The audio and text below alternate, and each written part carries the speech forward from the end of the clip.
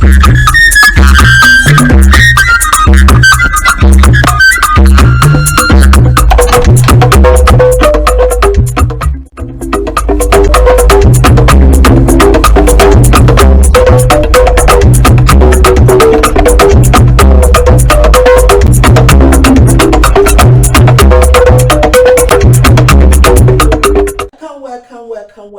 back to our show. Once again, my name is Mrs. Augustina Anyanwu, and help me welcome my friend. Glory, Ezemma, welcome back to our sweet home Africa. It's always a pleasure to have you as our viewer.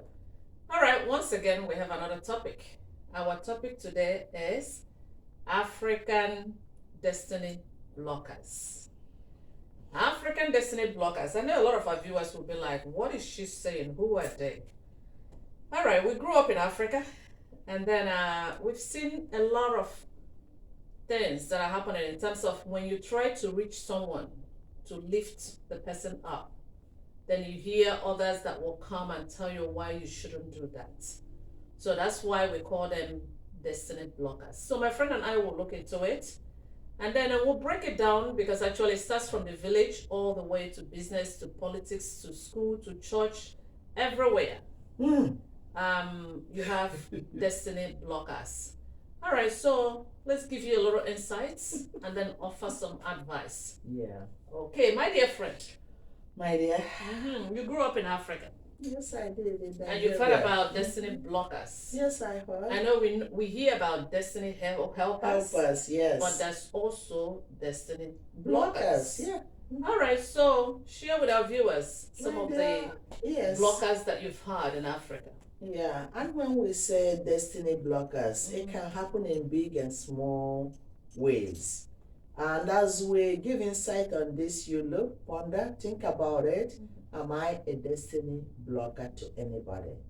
When you stand in a way from something reaching somebody, or from somebody achieving their purpose in life, or their aim, or their goal, on doing that through your advice to somebody or through your action, eventually you're blocking somebody's destiny somewhere.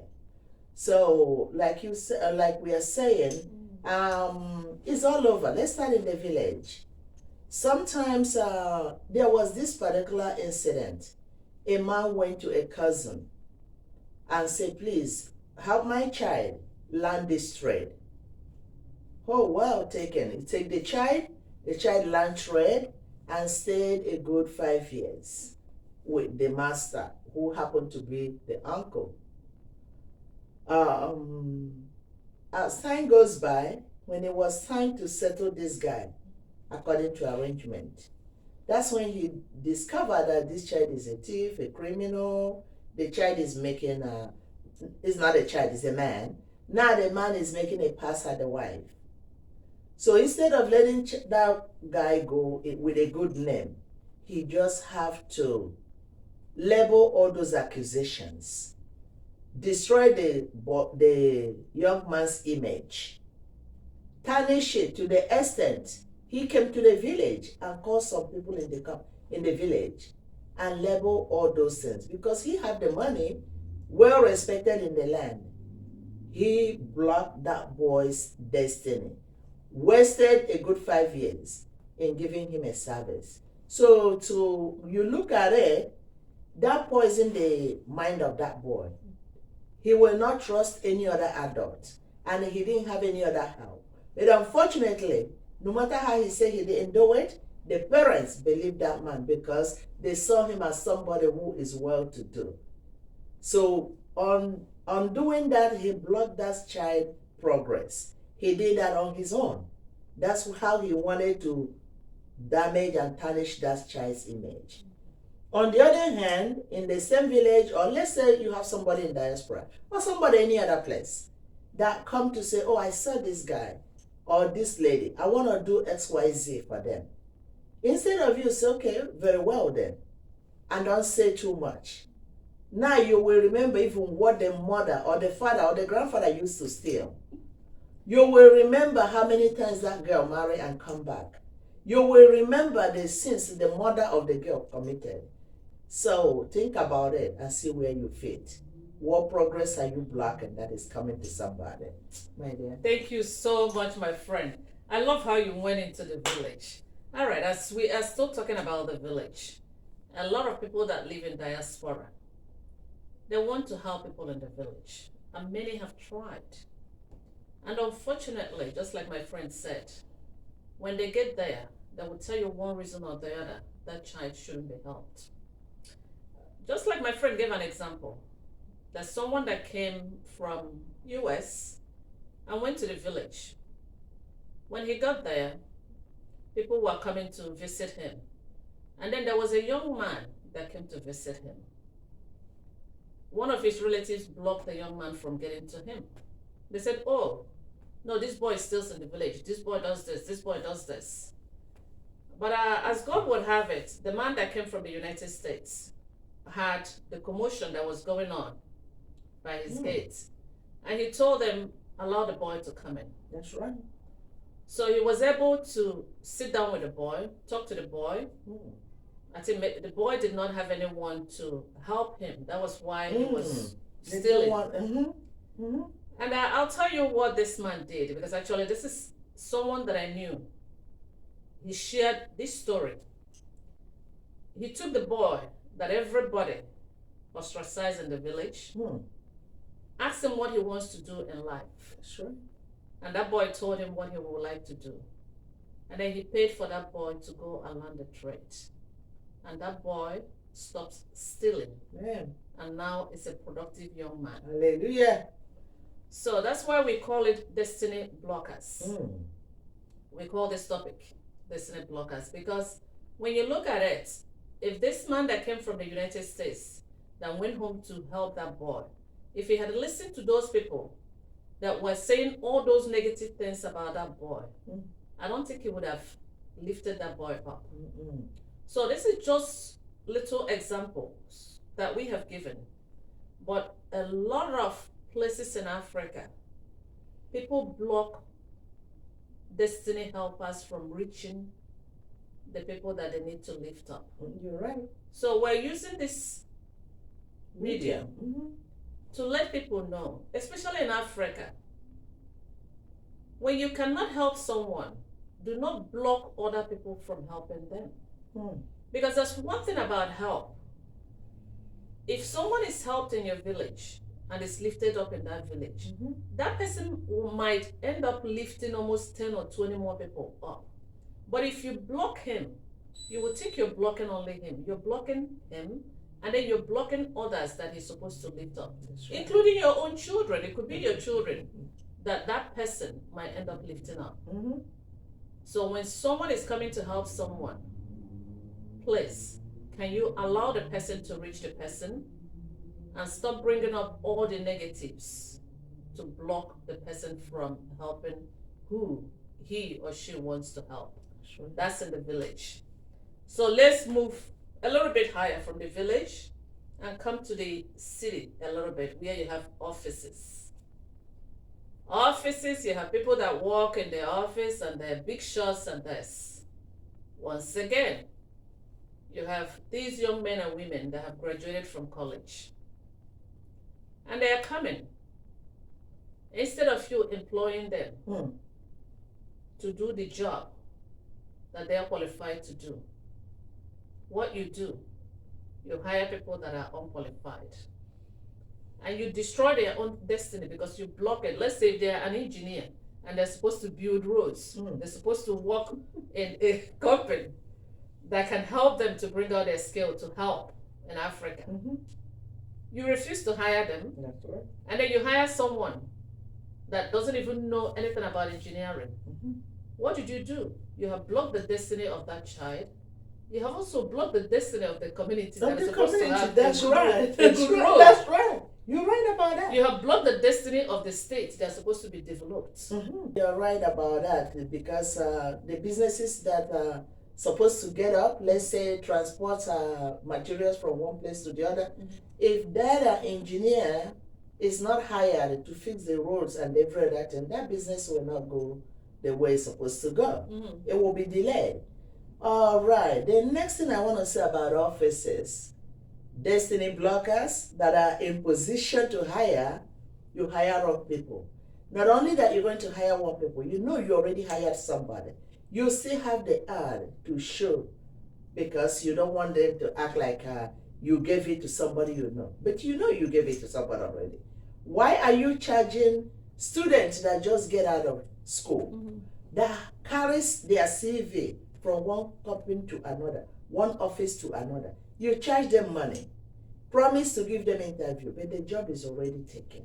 You blacken their destiny. You know why? Because they're going in debt more and more. Their parents already sold their land to train this child in school, hoping that one day this child will go to school. All the transportation, the walking, back and forth to your office. You're busy today. The interview is cancelled. It will be tomorrow. Oh, you traveled. And they're going back and forth, until at the end they know that you already swallowed their money. You are a destiny blocker. Take your hand off it, because these are students. These are people that have no job. They are looking for jobs. It could be parents, the money to feed their children. They will take it to come and give you because you want it. You're charging for the application fee, and you know you already gave the job. You are a destiny killer, not even a blogger. And then even going back to the office, exactly with what my friend said. If you're the secretary in the office and you're sitting there and somebody is coming to see your boss so that they will be able to get a job, and then you lie to them that your boss is not there, or you tell them to give you money so that they'll be able to at least see the boss or even to apply for a job. And then you know that they don't have money because, one, if they have money, I don't think they'll be looking for the job. And then you send he or her home. Maybe this is exactly where he was supposed to work, but for one reason or the other, you blocked it. So in that case, who are you? Destiny blocker. So let's move a little bit higher. We went from the village to the office, and let's get to the business arenas. When you come to talk about business, you hear about people that live in the Western world, many of them, especially people that live in America. I mean, we are here, so we've seen a lot of people that have traveled to Africa, Africans that have gone to Africa to establish business. And then you're in the government. They come over there and you say they have to pay this amount of money to get a license. They have to pay this, and you're lying, giving them an amount that they cannot pay so that business will not come there. So who are you? Destiny African blocker. destiny blocker.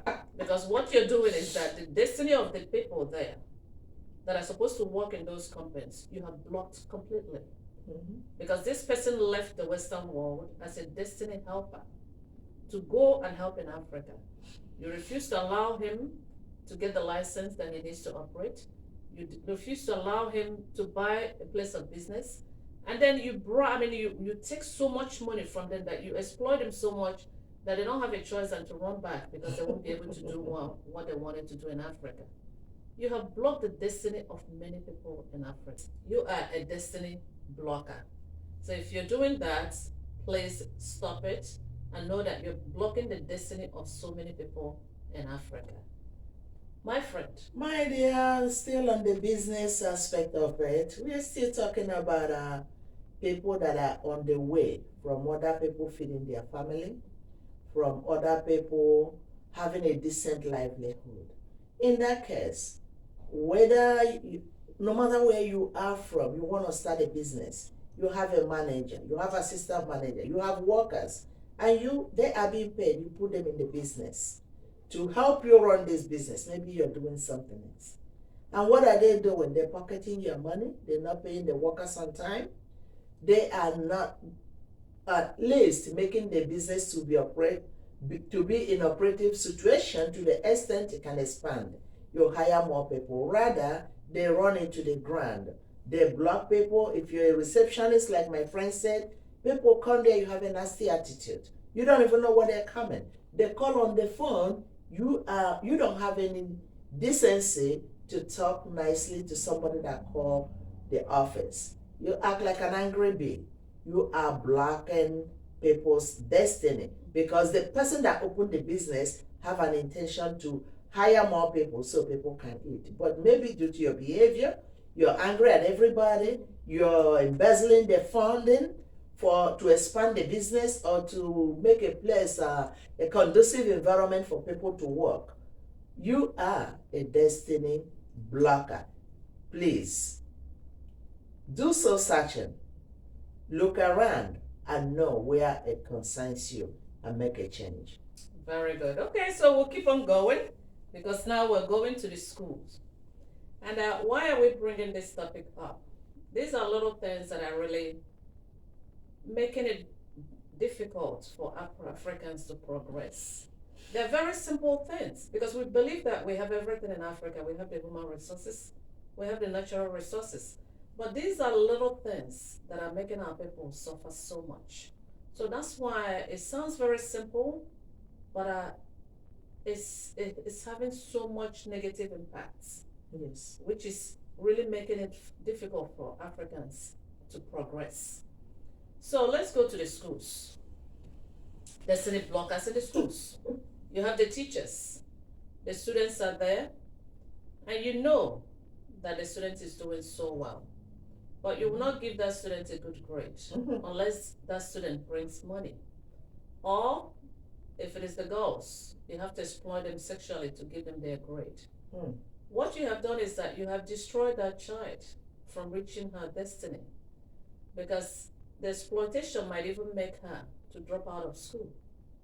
And then the ones that don't have money to give you might even drop out too because they cannot afford the money that you're asking.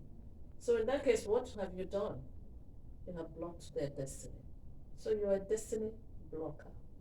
My friend, with the schools. My friend, with the schools, you still say, this is from experience, because once in a while, my nieces and nephews will call me, Auntie, we are writing a paper. We need money to write a paper. What paper are you writing? You need a computer, not money.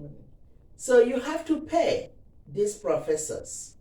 That's another way, because if you don't write the paper, if you don't buy that paper from them, that particular professor, every professor in our own country automatically become an author of a storybook.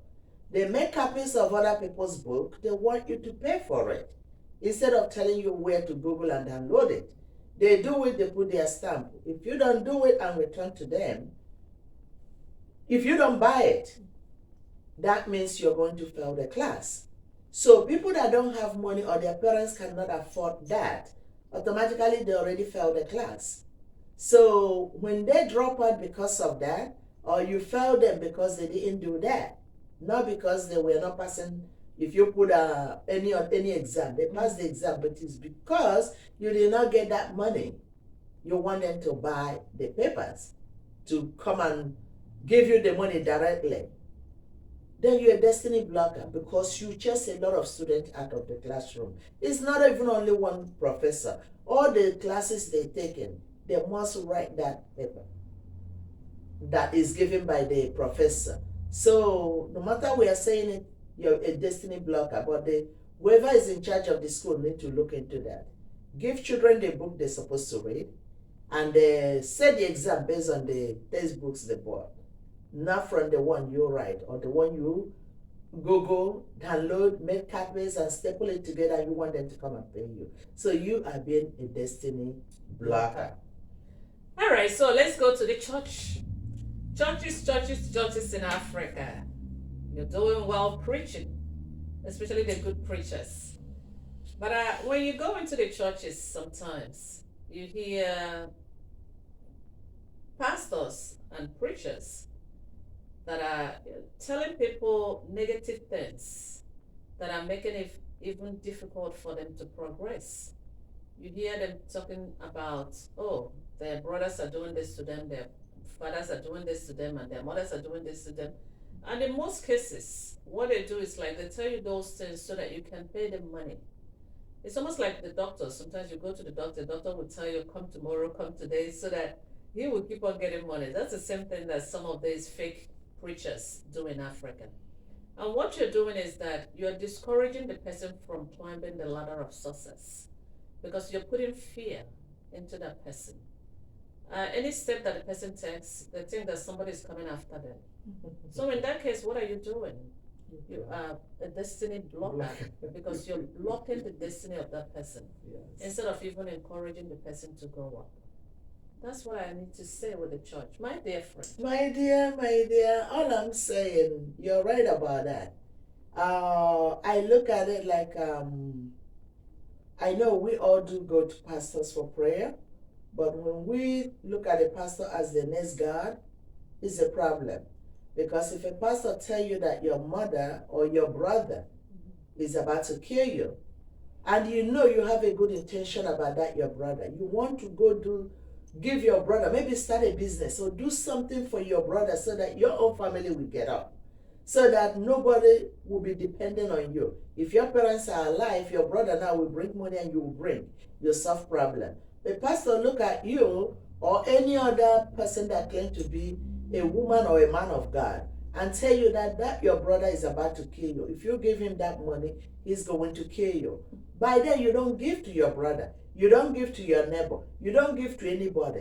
Then you are now in fear, according to my friend, about your life. You take that money, you do not help anybody with your God-given wealth.